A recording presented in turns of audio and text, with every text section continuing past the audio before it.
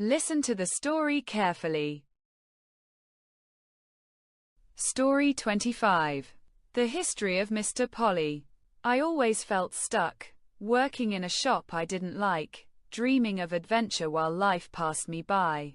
One day, I decided to change, packing bags, wandering streets and trying new jobs. Nothing went perfectly and mistakes followed me like shadows, but each failure taught me something about courage and choice. I met strange people, learned how small acts of kindness matter, and discovered that life isn't about grand plans. It's about living fully, even in simple ways. Slowly, I found a rhythm, a little freedom, and a way to laugh at myself. The world didn't change, but I did, realizing that happiness isn't waiting for something big.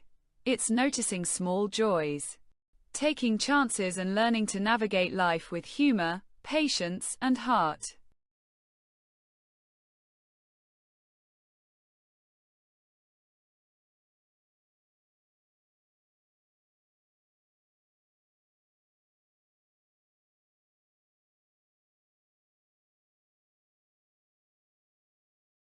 Answer the following questions.